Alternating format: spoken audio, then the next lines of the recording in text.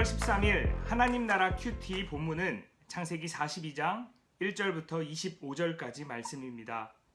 형들을 시험하는 요셉이라는 제목의 말씀입니다. 야곱은 이집트에 곡식이 있다는 말을 듣고서 아들들에게 말하였다. 얘들아, 왜 서로 얼굴들만 쳐다보고 있느냐? 야곱이 말을 이었다. 듣자 하니 이집트에 곡식이 있다고 하는구나.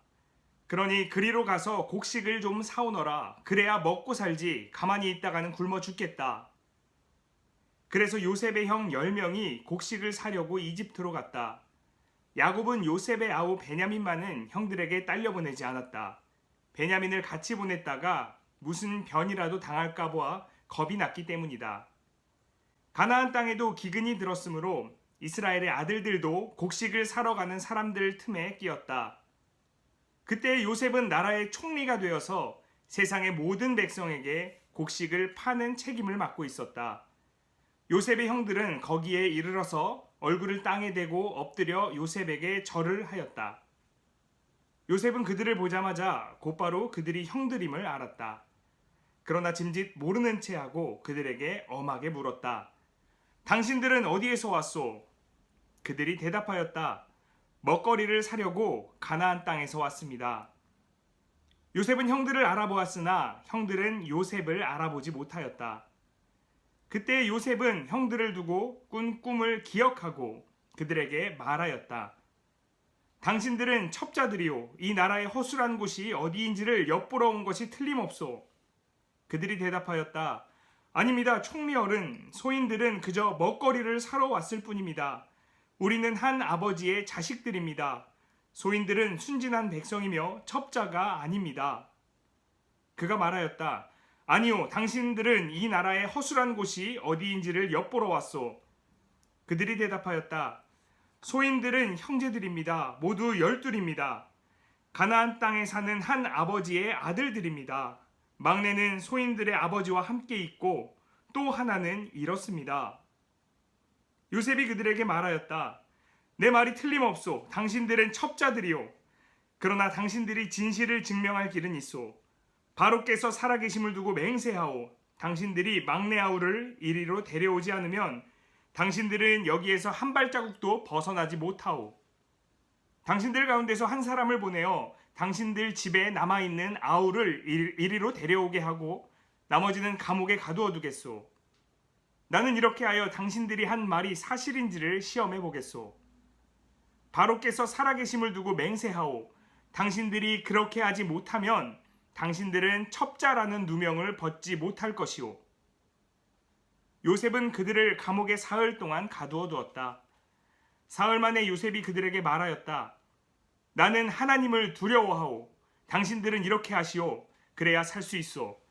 당신들이 정직한 사람이면 당신들 형제 가운데서 한 사람만 여기에 갇혀 있고 나머지는 나가서 곡식을 가지고 돌아가서 집안 식구들이 허기를 면하도록 하시오. 그러나 당신들은 반드시 막내 아우를 나에게로 데리고 와야 하오. 그래야만 당신들의 말이 사실이라는 것을 증명할 수 있을 것이며 당신들이 죽음을 면할 것이오. 그들은 그렇게 하기로 하였다. 그들이 서로 말하였다. 그렇다. 아우의 일로 벌을 받는 것이 분명하다. 아우가 우리에게 살려달라고 애원할 때에 그가 그렇게 괴로워하는 것을 보면서도 우리가 아우의 애원을 들어주지 않은 것 때문에 우리가 이제 이런 괴로움을 당하는구나. 르우벤이 그들에게 대답하였다. 그러기에 내가 그 아이에게 못할 짓을 하는 죄를 짓지 말자고 하지 않더냐. 그런데도 너희는 나의 말을 들은 채도 하지 않았다. 이제 우리가 그 아이의 핏값을 치르게 되었다. 그들은 요셉이 통역을 세우고 말하였으므로 자기들끼리 하는 말을 요셉이 알아듣는 줄을 전혀 알지 못하였다. 듣다 못한 요셉은 그들 앞에서 잠시 물러가서 울었다. 다시 돌아온 요셉은 그들과 말을 주고받다가 그들 가운데서 시므온을 끌어내어서 그들이 보는 앞에서 끈으로 묶었다. 요셉은 사람들을 시켜서 그들이 가지고 온 통에다가 곡식을 채우게 하고 각 사람이 낸 돈은 그 사람의 자루에 도로 넣게 하고 또 길에서 먹을 것은 따로 주게 하였다. 요셉이 시킨 대로 다 되었다.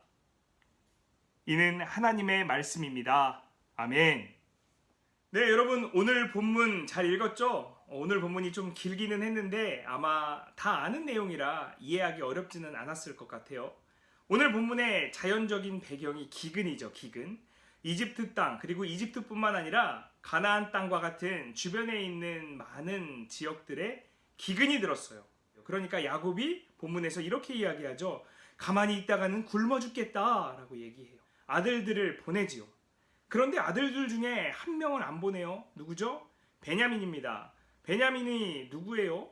베냐민은 야곱이 사랑했던 부인 라헬의 아들이에요. 라헬의 아들 둘이 있었죠. 바로 요셉과 베냐민.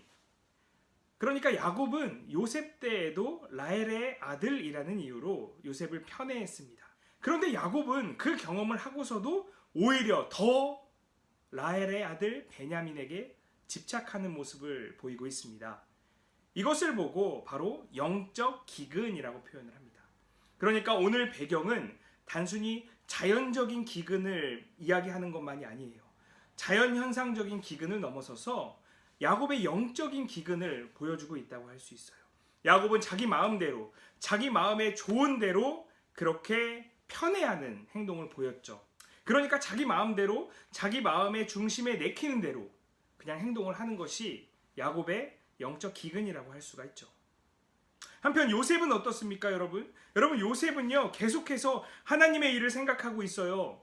요셉이 만약 자기 마음에 좋은 대로 행동을 했다면 자신의 정체를 형들 앞에서 드러냈을 거예요. 하지만 요셉은요, 자기 마음대로 하지 않았어요. 자신의 마음에 매몰되지 않았어요. 그리고 하나님의 일을 생각했죠. 형들이 나에게 절을 하네. 하나님이 주셨던 꿈의 내용인데 아직 꿈의 내용이 완전히 이루어지지 않았어. 나는 하나님의 꿈을 계속해서 이루어 나가야만 해 라는 마음을 가졌던 것이죠. 여러분, 지금 야곱의 모습과 요셉의 모습이 서로 대조되는 것이 느껴지십니까? 야곱은 자신의 마음에 좋은 대로, 자신의 마음에 하고 싶은 대로 그 행동을 했죠. 그 결과 비참한 결과들을 계속 낳고 있어요. 요셉은 어떠했습니까? 자신의 힘들고 어렵고 비참하고 아픈 그 삶 속에서도 계속해서 하나님을 바라봤죠. 그리고 자신이 높아져서 자신의 권력을 드러낼 수 있고 자신의 마음대로 복수하거나 혹은 자신의 긍정적인 마음을 표출할 수 있는 환경임에도 불구하고 자신의 마음을 내려놓고 자신의 정체성을 숨기고 하나님의 꿈을 생각하죠. 여러분, 하나님은 오늘도 요셉처럼 우리에게 하나님의 꿈을 맡기십니다. 그리고 요셉을 통해 그리 하셨던 것처럼 우리를 통해 하나님의 꿈을 이루어 가시기를 원하십니다. 여러분, 야곱처럼 영적 기근에 빠져서 나의 마음대로 살고 나의 마음대로 행동하고 나의 감정대로 행동해서는 안 됩니다.